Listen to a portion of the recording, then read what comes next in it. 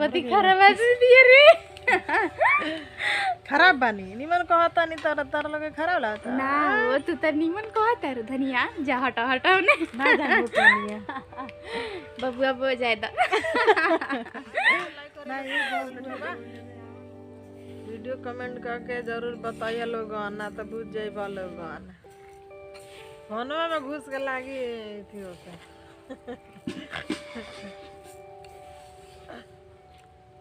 हमें तो चाउर बिना तनी ठीक बा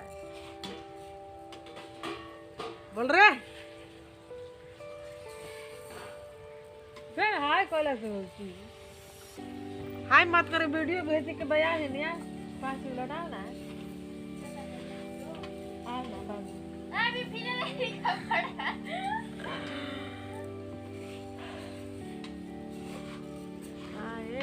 करे जालो सुना लो वीडियो लाइक करिए लो शेयर करिए लो देखा लो हमारी ये चादर है तो घेराइल बा घर देख लो मौसी या छोटा की मौसी आई हमार बहन अंगरे मौसी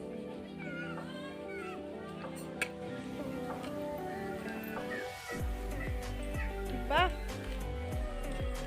लाइक करिए लो शेयर करिए लोगन जाने का चला लोगन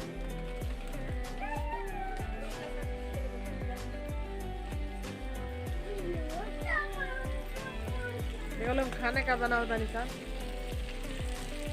बनाता चावल बनाता है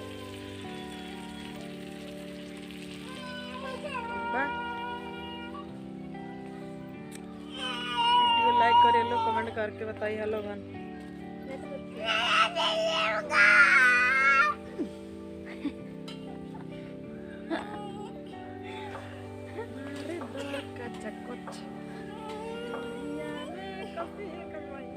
ठंडा लगता हो ठंडा लगता हाय दोस्त अभी कपड़ा पीछे तनी ठीक बा ना हटाई वीडियो के देख के लाइक कर दिया लो शेयर कर दिया लो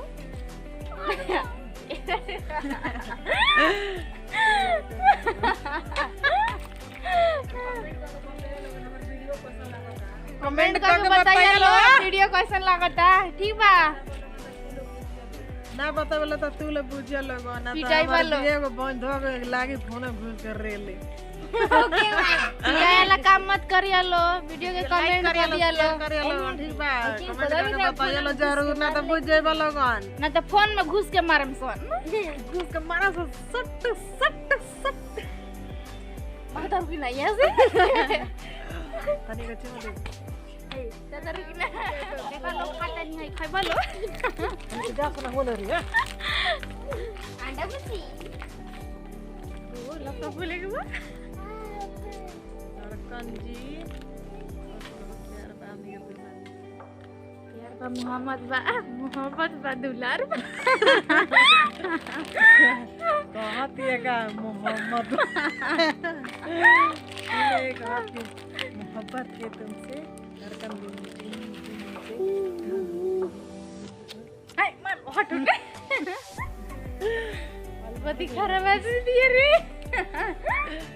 खराब बानी निमन कहता नहीं तारा तारा लगे खराब लगता ना वो तू तो निमन कहता रे धनिया जा हटा हटा ने ना जान बुटनिया बबुआ बो जाए दा ना ये बबुआ पूरा हाय काली खलबा